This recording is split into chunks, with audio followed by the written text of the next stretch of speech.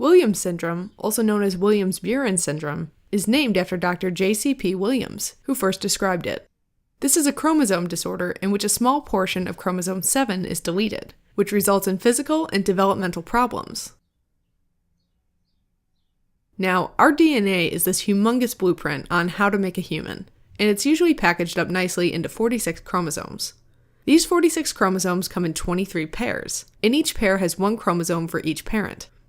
Now, the individual chromosomes are shaped like an X, with 2 short arms and 2 long arms, linked together in the center by a centromere. These 2 short arms are also referred to as P-arms, from the French term petite, meaning small. What's more, the 2 long arms are also referred to as Q-arms, since Q follows P in the alphabet.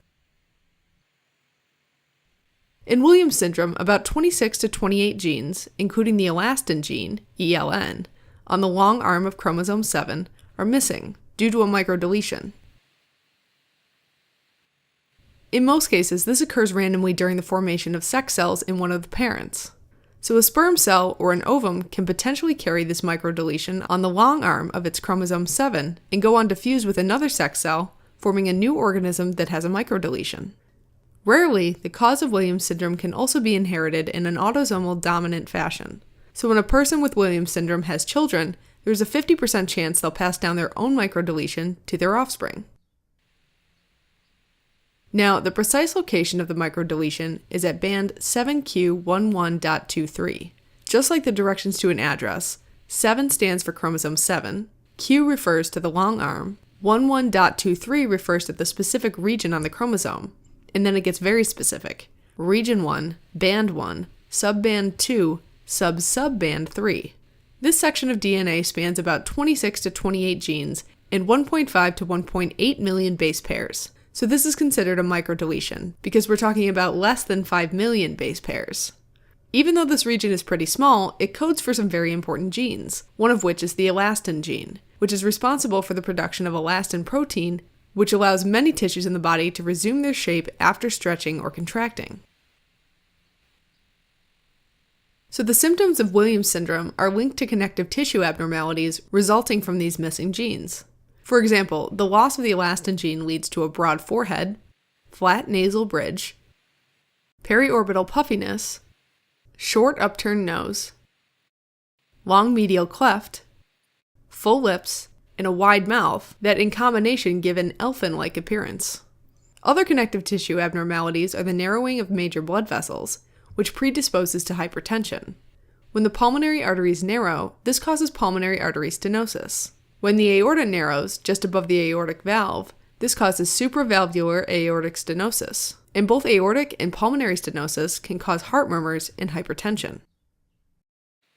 Of the 26 to 28 missing genes, some are thought to play a role in the particular psychological traits of people with Williams syndrome. Basically, individuals with Williams syndrome have a cocktail party personality, meaning they're very talkative, outgoing, and have strong language skills.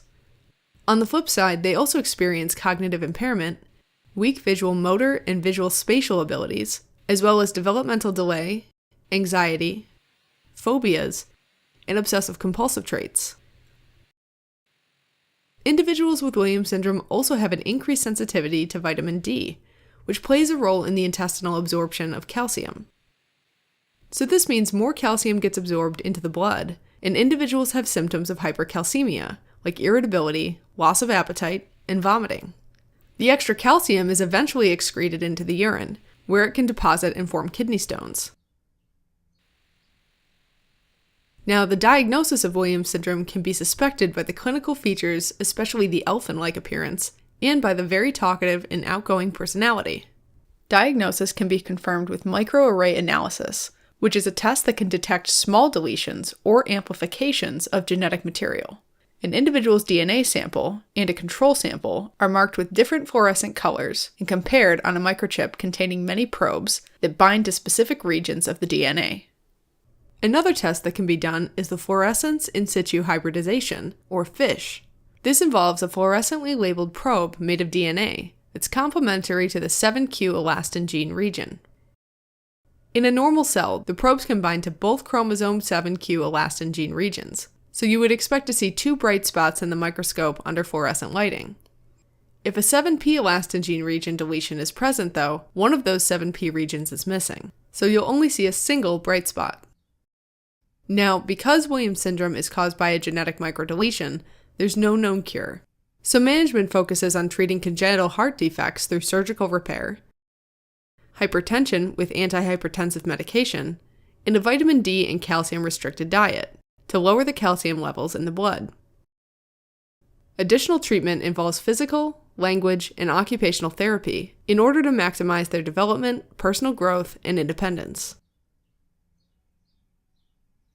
Alright, as a quick recap, Williams syndrome is a genetic condition where part of the long arm of chromosome 7 is microdeleted, specifically region 7q11.23. Williams syndrome is characterized by an elfin-like facial appearance, outgoing and talkative personality, congenital cardiovascular defects, cognitive impairment, hypertension, and hypercalcemia. Additional findings include neurodevelopmental delay and others. Diagnosis is based on microarray analysis and fluorescence in situ hybridization, or FISH, to find chromosomal abnormalities. And treatment is based on treating life-threatening conditions after birth and early intervention education.